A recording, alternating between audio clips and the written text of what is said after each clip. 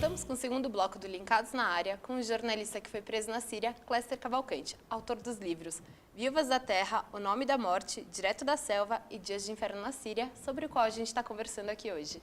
Cléster, ao observar o seu livro sobre a guerra da Síria, vemos que você tem uma sede enorme em cobrir as consequências da guerra na vida da população. Porém, fica difícil enxergar uma diferença entre o risco de vida e o seu objetivo. Como foi lidar com essas duas situações?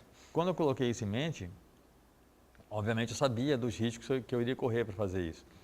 2 meses antes de eu chegar em Homs, teve um ataque do governo da Síria lá que matou 2 jornalistas, um americano e um francês. Então, assim, era muito claro que o risco era muito grande. Mas quando eu coloco uma coisa na minha cabeça, quando eu ponho um foco de fazer um trabalho, eu não sei como funciona isso na minha cabeça, mas assim, eu meio que elimino o risco. Eu sei que existe, mas eu não coloco esse risco acima da minha vontade de fazer o trabalho, né? Eu coloco como prioridade fazer o trabalho. E o risco, o perigo que eu posso correr para fazer esse trabalho, acaba ficando uma coisa secundária, né? Que eu tenho consciência dele, sei que existe o risco, mas não permito que ele me impeça de fazer o trabalho, entendeu?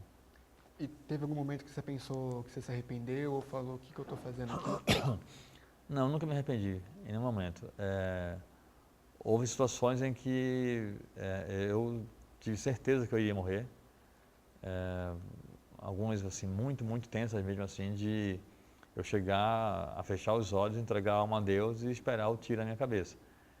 Mas mesmo nessa situação, eu senti medo, obviamente, mas era um medo tranquilo, né?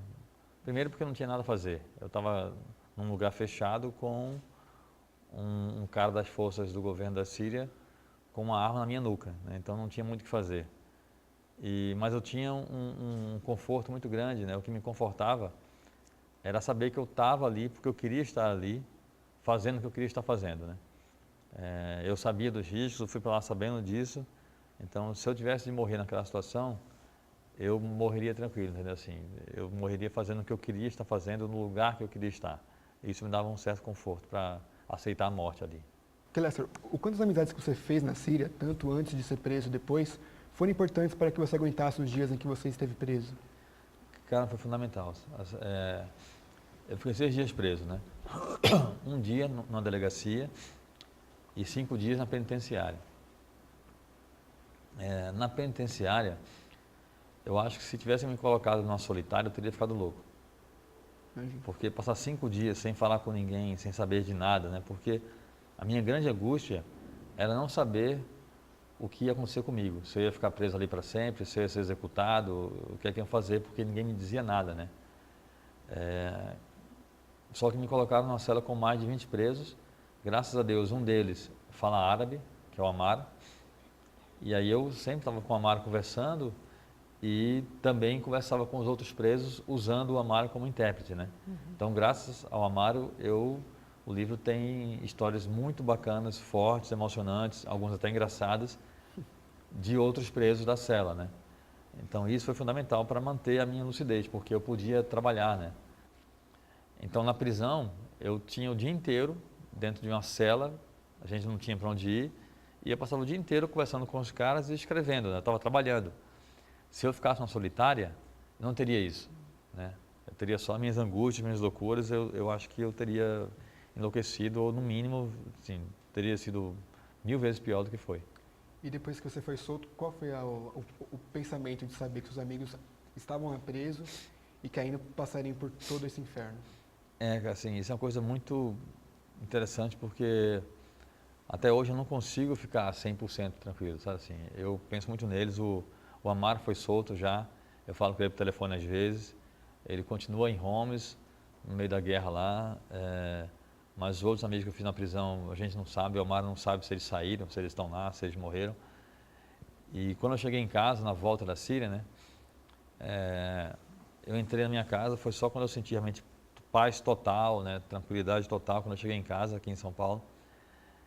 E quando eu senti aquela tranquilidade, assim, estou em casa, estou tranquilo, a primeira coisa que pensei foi, mas eles estão lá, naquela porcaria, naquele inferno, sabe assim? Até hoje eu tenho essa relação de pensar muito como eles estão, porque eles foram muito bons para mim lá, entendeu?